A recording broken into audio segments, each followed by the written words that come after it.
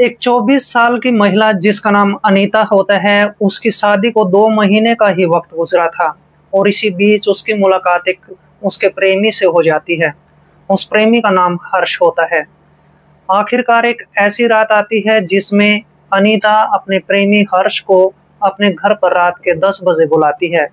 हर्ष इसके घर पर चला जाता है और घर पर जाने के बाद 10 बजे के आसपास दोनों बैठकर कुछ देर तक बातचीत करते हैं और बातचीत करने के बाद ये महिला अनीता एक धारदार चाकू उठाती है और साथ में जो लड़का हर्ष होता है वो एक सरिया उठाता है। और ये सब करने के बाद ये दोनों ही अनीता के पति के कमरे में जाते हैं और अनीता का जो पति होता है कालूराम, वो बिल्कुल गहरी नींद में सो रहा होता है।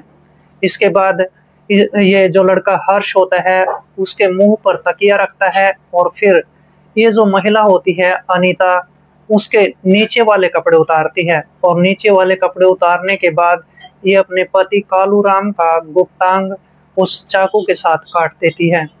और ये सब करने के बाद तकिया जो है उसके मुंह पर रख दिया जाता है और फिर उसकी हत्या कर दी जाती है।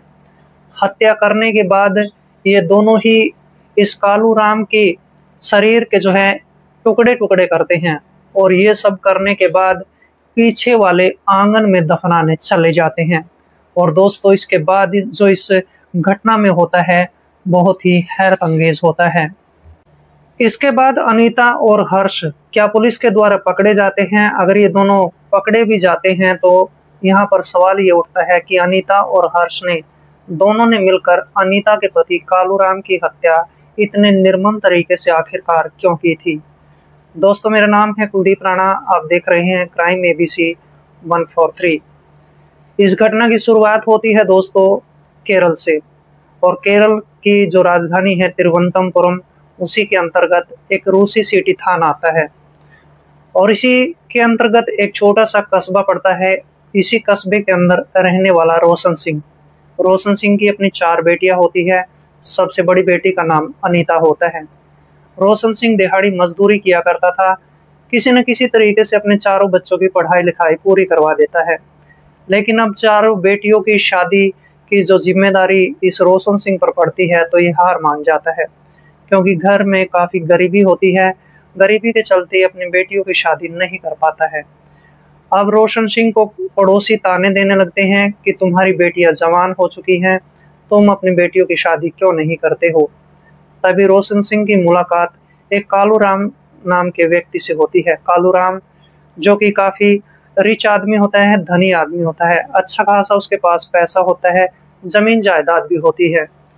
कालूराम अब इस रोशन सिंह को कहने लगता है कि तुम्हारी बड़ी बेटी अनीता मुझे काफी पसंद है और मैं इससे शादी भी करना चाहता हूँ। दोस्तों इसके बाद जो रोशन सिंह होता है वो मान जाता है, लेकिन जब वो अपनी बेटी अनीता से इस बारे में बातचीत करता है तो अनीता मना कर देती है। फिर भी रोशन सिंह अपनी बेटी की एक भी बात नहीं मानता है और जिसके दबाव के चलते अनीता की शादी कालूराम से तय कर दी जाती है। थोड़े दिनों के बाद दोनों की शादी भी हो जाती है और जब शादी हो जाती है तो इसके बाद अनीता कालूराम के साथ रहना शुरू कर देती है। दोस्तों लगभग 1 महीने का वक्त गुजर जाता है। अब कालूराम काफी उम्र का होता है, लगभग 52 साल के आसपास का होता है। अपनी पत्नी की सारी इच्छाओं को वो पूरा नहीं कर पाता था। रात के समय अपनी पत्नी को वक्त नहीं दे पाता था, अगर वक्त देता था तो उसकी इच्छाएं पूरी नहीं होती थी, जिसके चलते अनीता के कदम बहक जाते हैं और वह एक पास में ही एक लड़का चाय बेचने का काम किया करता था जिसका नाम हर्ष होता है और उससे उसकी आंखें 4 हो जाती हैं। दोनों में गहरा प्यार हो जाता है। जब दोनों में नजदीकियां बढ़ने लगती है तो आखिरकार एक दिन ऐसा भी आ जाता है जिसमें ये महिला अनीता किसी मेडिकल स्टोर पर जाती है, वहां से कुछ नींद की दवाइयाँ खरीदती है। नींद की दवाइयाँ खरीदने के बाद घर पे आती है और घर पे जैसे ही शाम का खाना बनता है तो शाम के खाने में नींद की दवाइयाँ मिला देती है और फिर अपने पति को जो है वो खाना खिला देती है।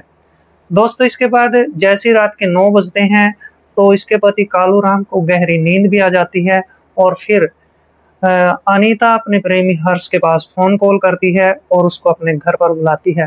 हर्ष रात के 10 बजे के आसपास इसके घर पे पहुंचता है और फिर दोनों बैठकर प्लान तैयार करते हैं। दोनों के बीच प्लान तैयार होता है कि हम इसकी हत्या करेंगे और यहाँ से भाग जाएंगे। इसके बाद जो अनीता होती है एक धारदार चाकू उठाती है और हर्ष एक सरिया उठाता है, और ये सब करने के बाद ये दोनों ही जो हैं इस कालूराम के कमरे में चले जाते हैं। कालूराम के कमरे में जाने के बाद इसकी पत्नी जो है हर्ष को कहती है कि तुम इसके मुंह पर तकिया रख लो, और हर्ष इसके मुंह पर तकिया रखता है। फिर दोस्तों इसके बाद अनीता अब कालूराम के नीचे के कपड़े उतारती है और उस धारदार चाकू के साथ अपने पति कालूराम का गुप्तांग काट देती है। और ये सब करने के बाद हर्ष जो है सरिये के साथ भी कालूराम पर कई वार करता है। आखिरकार जब बात नहीं बनती है तो हर्ष उसके मुंह पर फिर से तकिया रखता है और उसके मुंह पर तब तक जोर दिया जाता है जब तक कालूराम का दम नहीं निकल जाता है।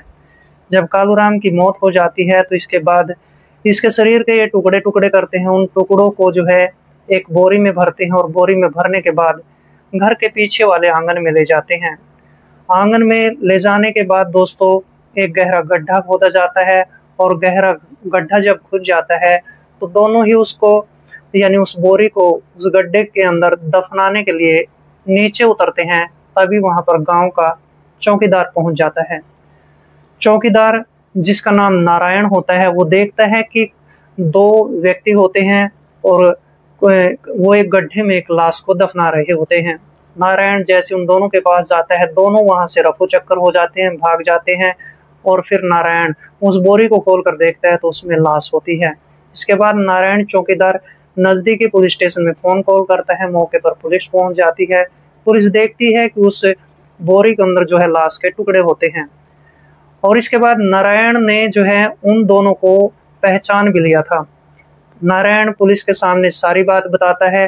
वह कहता है कि ये कालूराम है और कालूराम की जो पत्नी है अनीता किसी एक लड़के के साथ इसकी लाश को दफनाने के लिए यहाँ पर आई थी।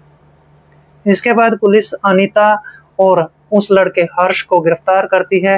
गिरफ्तार करने के बाद पुलिस स्टेशन में ले जाया जाता है, और पुलिस स्टेशन में ले जाने के बाद जब दोनों की जमकर पिटाई की जाती है तो अनीता पुलिस के सामने बताती है कि मेरा पति बूढ़ा था, वो मेरी इच्छाएं पूरी नहीं कर पाता था। फिर इसके बाद मुझे ये हर्ष मिला और फिर मुझे इससे प्यार हो गया। अब हम दोनों शादी करना चाहते थे और जो मेरा पति था वो बीच में रोड़ा था, इसलिए हमने जो है उसको बीच से जो है हटाने का प्लान तैयार किया।